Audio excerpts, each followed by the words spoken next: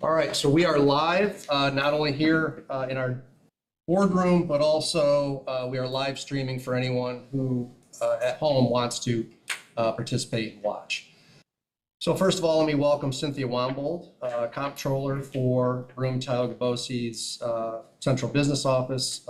Cynthia has been instrumental in helping us develop this. So again, thank you, Cynthia, for being here tonight.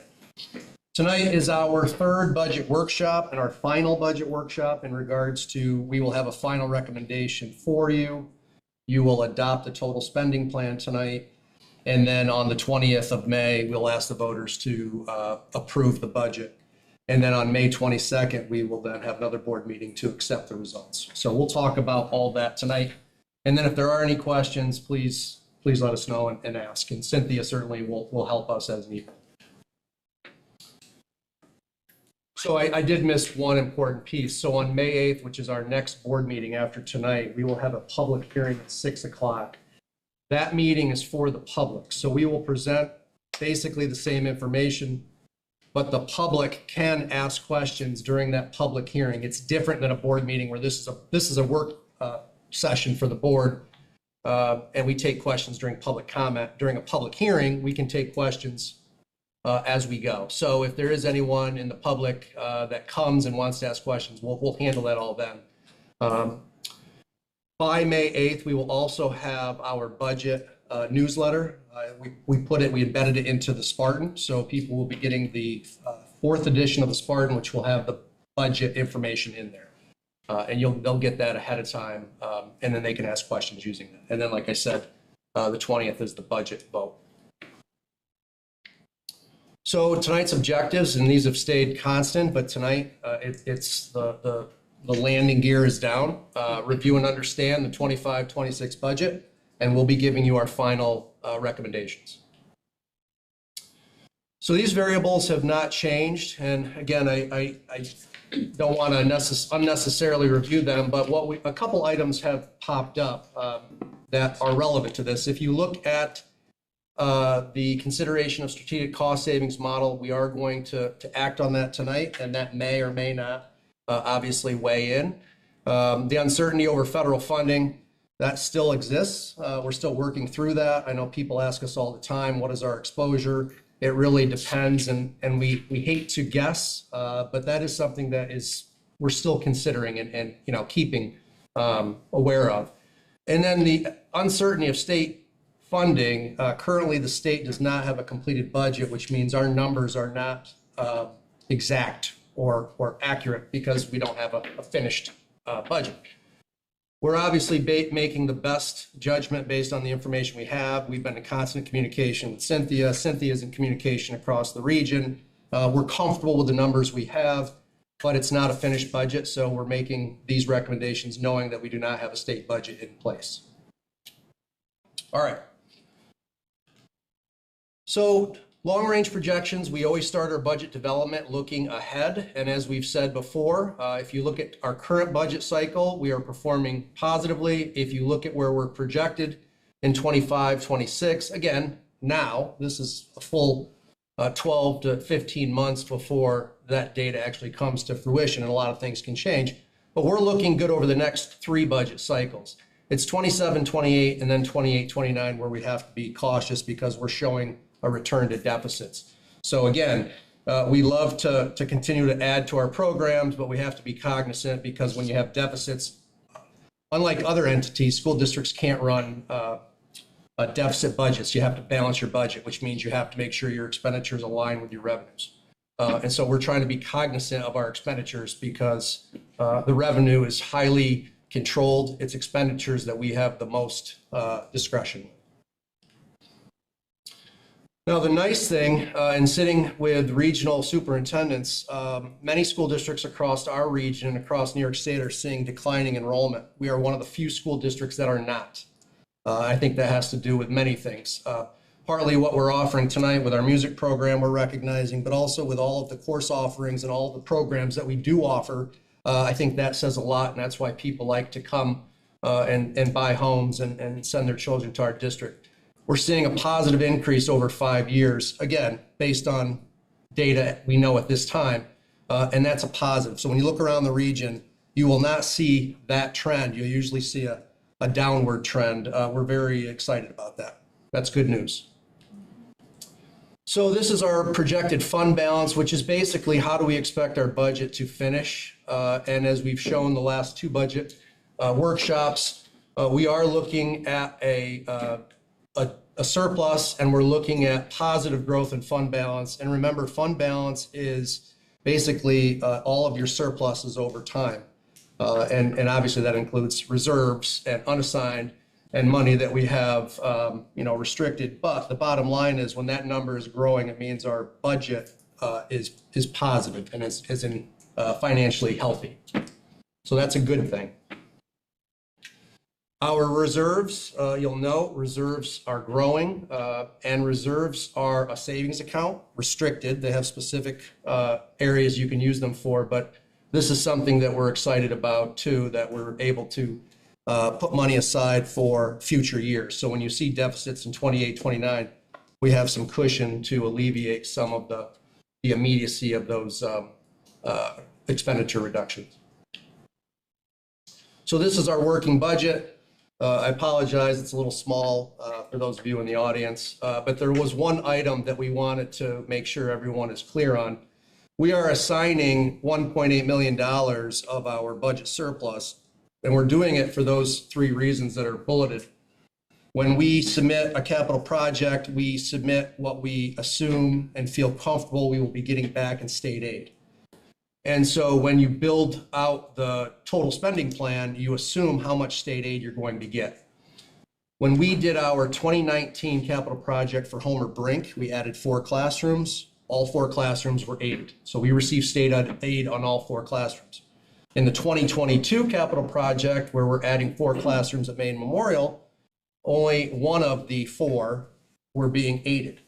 So that left us with a $1.8 million deficit that we either had to reduce scope, which means cut out of what the project is supposed to be getting or creating or constructing, or go back to taxpayers and say, hey, we need $1.8 million because the money we thought we were going to get, we're not. So this is the beauty of having both a good budget, but also having a capital reserve. We could use capital reserves, but because we have a healthy budget, we're going to allocate that part of that surplus and cover that amount. So all of the work is still going to get done, and no new dollars will come from taxpayers, keeping this project to a zero local impact from a taxpayer standpoint. So we did highlight that in the budget newsletter. We do want people to see that because that one special line item, you will not see that again. This is a one-time use of this money and of this item. So that did have a large impact on dollar for dollar growth year to year. So we also want to note that. So just going through our projected expenditures, these are all of the major categories. Again, you'll see about a 4.63 or 4.63% increase. And then you can see where those areas, no shock, the 1.8 million you see under transfers, that's what we just talked about.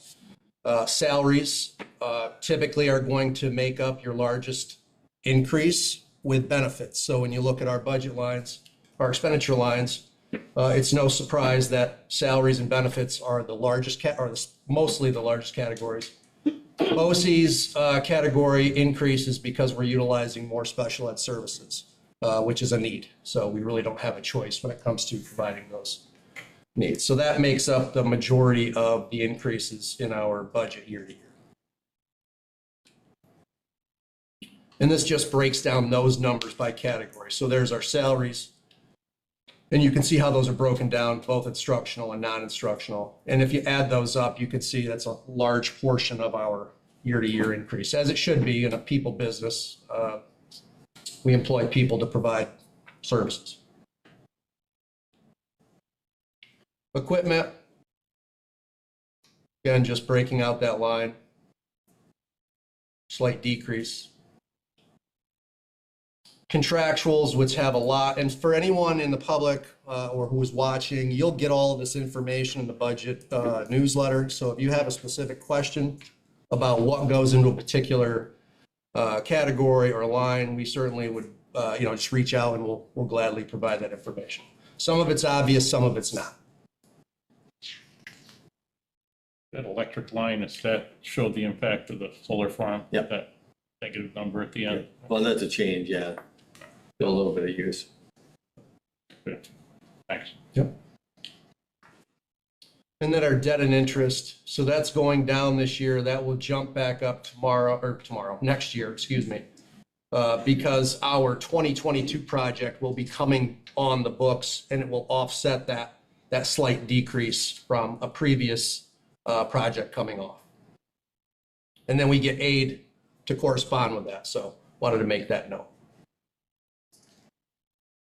And then just breaking out benefits. And as you can see, it's a large chunk of our expenditures. You employ people, you have to provide them with benefits and then payroll taxes and so on. And then the interfund transfer, which again, this year will look extremely high, excuse me, than past years because obviously that 1.8 million that we're utilizing for the capital project. And I did want to mention, it was noted on there, we did lobby New York State. We reached out, we set up multiple meetings. They said they would review it, but they never came back with positive information. So that's why we're moving forward with that transfer. We did try and obviously push New York State to reconsider, but they did not. We also reached out to Senator Webb and Assemblywoman Lepardo to also ask for their support, and it did not come. All right, so projected revenue. We are about 60 cents of every dollar comes from New York State. When you think of it that way, New York State obviously holds significant weight on our budget because when there's a problem with New York State and state aid doesn't come in as projected or it's lower than you expected, then that has a big impact on any school district, but us in particular. So, that's why we're trying to stay on top of that when we look out over projecting years. We don't know what's going to happen over the next couple of years in New York State, and so we try to be conservative. But our tax levy will go out at the levy limit, and we'll show you that. That's 2.09, and that's about a little over $550,000 of new funds from the taxpayers of Maine-Endwell. The state aid obviously comes from all of New York State, and then you'll know the appropriated fund balance of 1.8. That's that number we keep talking about that we are using our surplus from this year to offset for next year.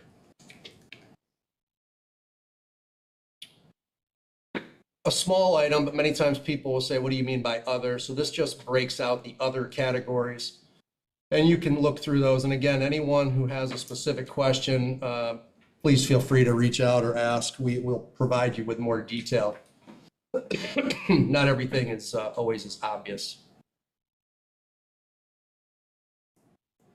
And then state aid, and this is our big driver. And we get both expense-driven aid, which is aid that you receive by spending money. So transportation, for example, you spend X, you get transportation back the following year based on what you spent. Textbooks, software, that's expense-driven aid. You spend it, you get it. Discretionary aid, meaning aid that you can use however you want or see fit, or that's obviously within parameters of being legal, would be our foundation aid. So that's our biggest discretionary aid amount. And it's slated to go up. And many of the factors are New York State has been, thankfully, over the last couple of years, working on their formula, trying to make it more updated. They were using data that was quite old. And so by updating it, it reflects the reality of what this district in particular is going through. We are a poorer district. We have higher needs than in years past. So you're seeing that foundation aid reflect that, and that's why that increase. But that's the first line that will typically be impacted when state economics, our economy, there's a downturn, and so we're always cognizant of that number. That's a critical benchmark. If that's flat, zero, that's tough. If it's growing, that's a good thing. So we're in pretty good shape. And we don't have a state budget, but we're comfortable with that number. So when I said earlier that we feel confident in our assumptions, we're confident with that assumption right now. Anything more to add on that, Cynthia? No, it's, yeah, okay. Where does grant money fit in on this?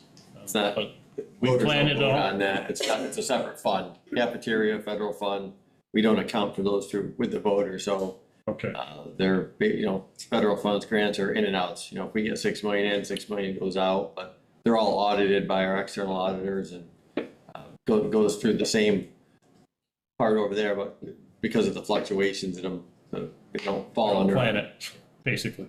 Okay, thank you. All right, so our budget enhancements, what are we asking for new this year? 2 positions have been budgeted for. One is at Maine Memorial to address enrollment. This will give us 4 sections at each grade level at Maine Memorial. And just for a little context, for many years there were 3, and even in some years we had 2, depending on the size of the class. We are now at a point, Maine Memorial in particular has grown where we need 4 to keep class sizes at 19 to 20, 21, which is reasonable. Those are good class sizes. So again, going back to enrollment driven, that's an enrollment driven need. And then our language teacher, our world language teacher, language other than English, I should put world language. We have right now, we have been for the last probably 4 or 5 years, really skating by. Our class sizes are large. We've had quite a bit of turnover. That's an area that's hard to find certified teachers. And so we have not really been able to add that additional person that we need to keep the offerings there, but also to keep class sizes reasonable. And I say reasonable, between 23, 24, 21 to 24 in that range is reasonable. It's been as high as 27, 28 across the board, meaning 7, 8, 9, 10. So we're really trying to address class size because thankfully in this district, many students want to take 3 and 4 years of the language. There's only a requirement for 1 year, and many school districts can meet that in middle school. We have kids that want to take all the way up to level 5, which is the highest level, and it's college credit. So that's why we have a need for that additional teacher. That's a good thing. Also, we had talked about emerging needs. We put this number in there so it doesn't have a person or a position tied to it. But we have been talking about at Maine Memorial. Maine Memorial is our last building. 480 students. There's 1 principal. And so when you think about all the requirements plus all the day-to-day needs of a building principal, it's the only building that does not have additional support. Homer Brink has additional support, the high school, the middle school. We would like to study that and use that amount because we believe that is a need. Right now, we're utilizing our coordinator of student programs in a role to support Maine Memorial. That position was developed to be a district-wide position. We used it at Maine Memorial to cover a hole. It has now essentially taken anywhere from 30 to 40% of that person's job to support Maine Memorial, which means it's not, that position's not doing what we had originally created it for. So by creating another position, which would be an assistant principal or the such, something like that, associate principal, assistant principal, each building would have the same model. And that's something that we would really like you to consider and support because the time has come for us to really create that model. So that's the emerging need that we have budgeted. So that's in the budget. Now, we talked about this at the last budget workshop. The music department had submitted a very detailed proposal for adding additional staff, and it would expand it at the elementary level. And as we talked about, it's not budgeted, and our fear is we don't want to create positions that ultimately then we can't sustain. And so we create an expectation to then find out years down the road, a couple years down the road. Music is obviously in this district highly recognized, highly valued, highly utilized. But there are other programs. And so if we keep adding to one and then times turn and we have to make tough decisions, it's going to be difficult to look at a program like additional music teachers and not make a recommendation to potentially have to go down. So we don't want to add in year 1 to take away in year 4. So we're trying to be smart about that. And I know it's not necessarily a popular decision, but having been years in this district where we had to lay people off and obviously tight budgets and community members not happy and not having, programs that community members wanted, we don't want to be back in a situation where we're taking away right after we added and people basically saying, do you guys know what you're doing? Why are you adding if you're going to take away in a couple of years? So if you go back to the long range projection that's showing a $3 million deficit in 28-29, we have to be real careful about where we're adding. So that's the justification for that. Now, this is just a little data to support Maine Memorial. If you look at Homer Brink's class sizes, they're right where we want them to be. They're actually in great shape because we've invested heavily in elementary staff from both early kindergarten to kindergarten and then all the other grade levels. It's Maine Memorial that has seen such an increase in enrollment that we have to address it. So we actually have addressed it. And by this year, well, 25-26, there will be 4 sections in Maine Memorial because we're going to take another position and move it into grade 4 and 5. And Bill, actually, we are already at 4 sections. It's 5th grade that has 3, correct? Or is it? Yeah, we did. So Yeah, okay. last year we had made a movement. Yeah. And moved someone into 4th grade. So I'll fix that. That actually should be 4. It's actually been consecutively over the 5-year period. I missed We that. were able to, and 4 of them to add, moving up and following along. So it was 2nd, then 3rd, 4th, and next year would be 5th. So it's allowed those grade levels to go up and not be negatively affected at all and have that type of class size. So this would finish that off. Yeah. All right, so I'll fix that for the budget hearing. Thank you. My apologies. So that will finish off at 4. All right. All right, some other enhancements. You've seen this already. We continue to add work-based learning opportunities at the high school. We're still working. We are really hopeful to get the EMT program through Broome County. Mark, Rachel Moran, who's our work-based learning coordinator, continuing to work to lock that down, but that's a pretty cool program, which I think we talked about before. Kids would leave with a certification as an EMT, and they would be doing it through high school coursework. Pretty cool. Some professional development. We are finishing up year 3 next year of the PLC project. We're also doing a lot of professional development and through summer work that allows us to stay current. Also, we have some work to do, which you're going to hear under my report regarding acceleration and honors. And then we have administrative days, which we just use to allow departments and staff to work during a school day, and then that's how we pay for their substitutes, if as needed. And then the last, under student programming, we continue to want to grow Homer Brink and Maine Memorial. Kara and Bill keep adding additional enrichment opportunities, so we're going to keep putting money there for them to keep developing those and grow those. WASED is a program that we've spent some considerable time reviewing and researching. We actually had them come here twice and present. So we're looking at adding some of that curriculum. That's STEM curriculum, coding. We're looking at some different career clusters in technology. Very, very advanced programming.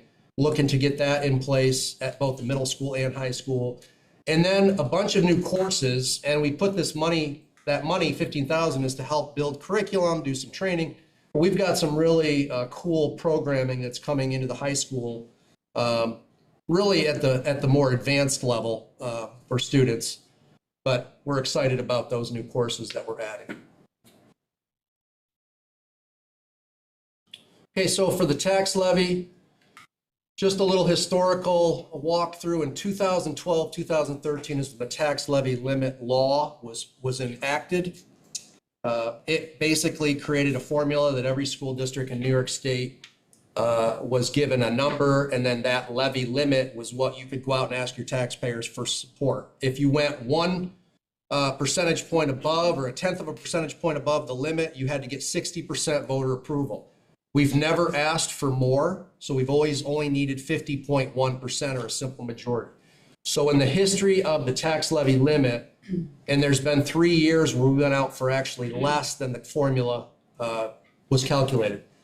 So we've always stayed under the limit or at the limit, and in 3 years we actually went below it. So when you look at that average, we're pretty comfortable that we've tried to be reasonable.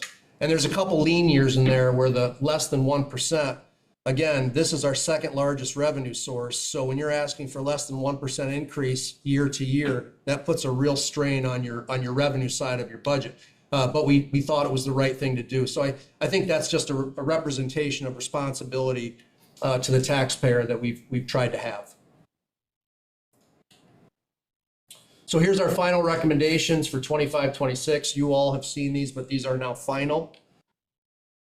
So that is our spending plan, $76,698,000. That's what you will be approving later tonight, and that's what the taxpayers will be voting on. That will be one of the propositions. Yes or no on that spending plan, spending dollar amount. So we add the enhancements totaling $647,400. We're asking you to approve those, which are in the $76 million spending plan, so they're already in there. We also believe we should continue to try where we can to maintain and replenish reserves. Those are savings accounts. Savings accounts come in handy when state budgets go south and we don't want to make large reductions to our program. So while they may look like very healthy savings, it doesn't take very long for them to be wiped out.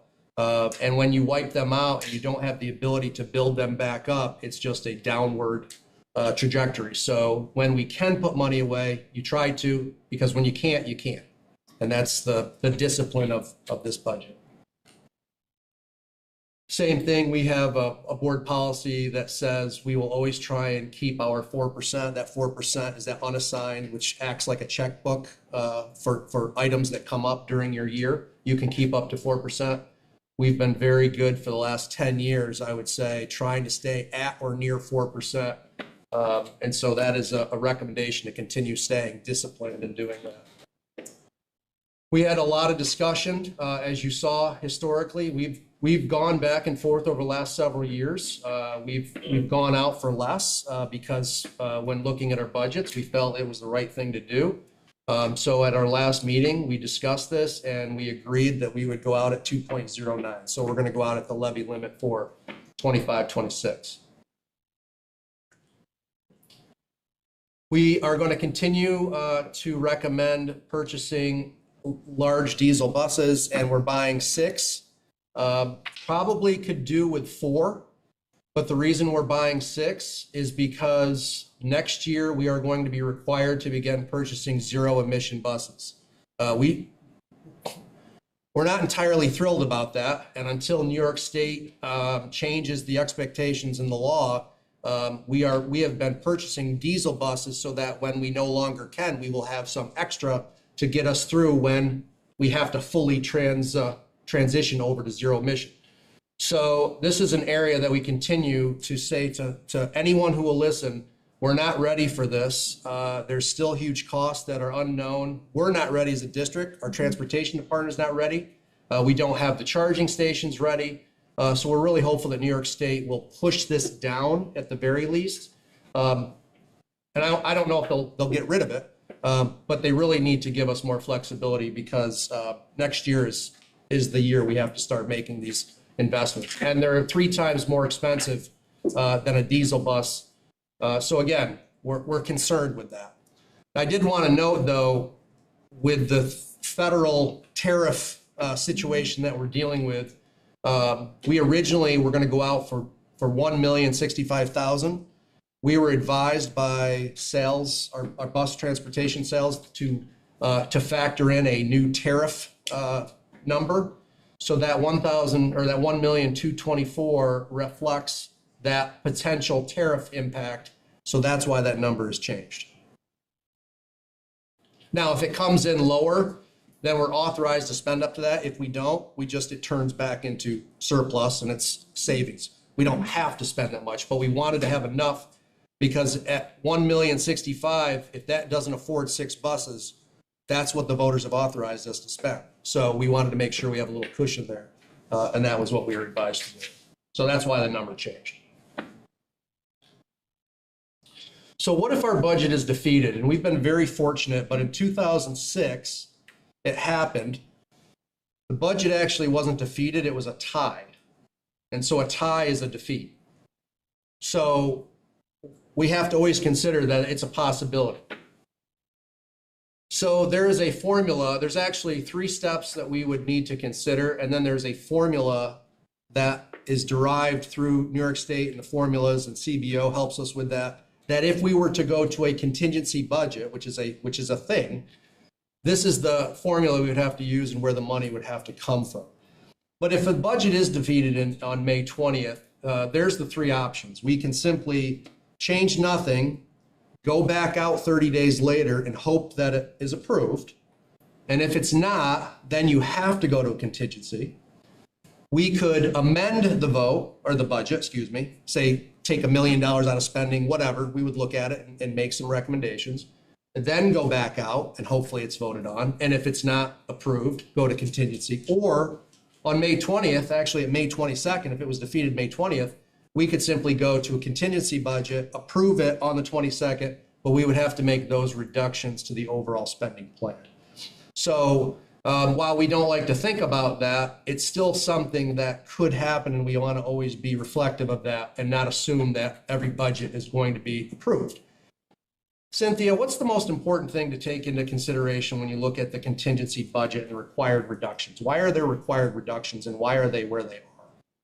Sure. Under contingency, we are unable to do those interfund transfer to capital projects. So the $1.8 million we would be unable to do.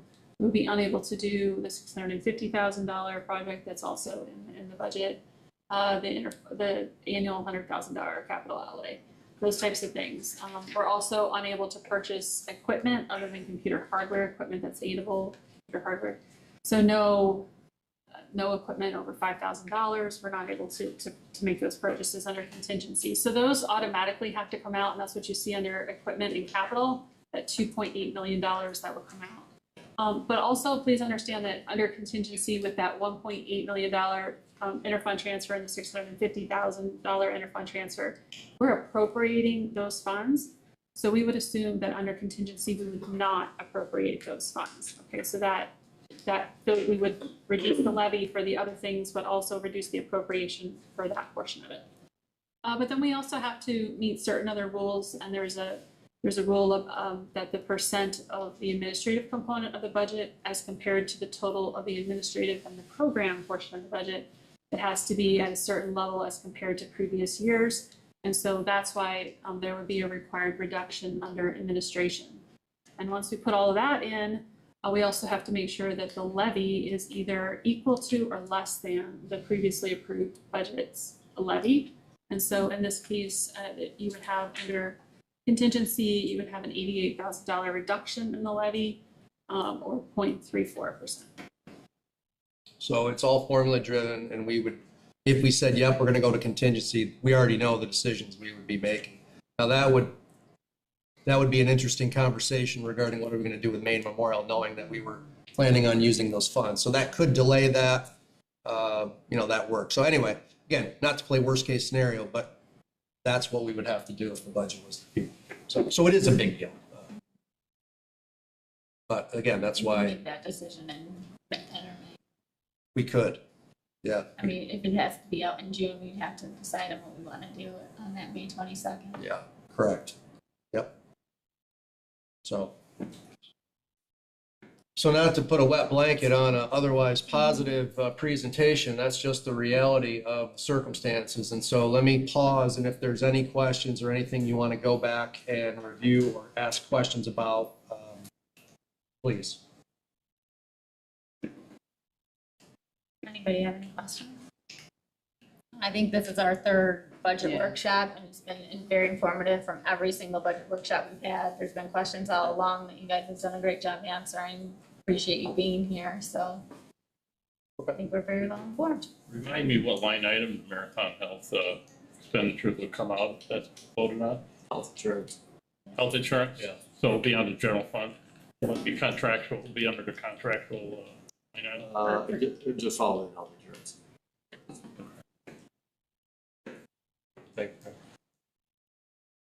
Anything else? Okay. So this will be posted on our website for anyone who wants to go back. If you have questions, please email myself, Jeff, the board. May 8th, our next board meeting is a public hearing at 6 o'clock. It is strictly for this. The public can ask questions. And then May 20th is our vote, if you are registered and choose to vote. So we hope you will.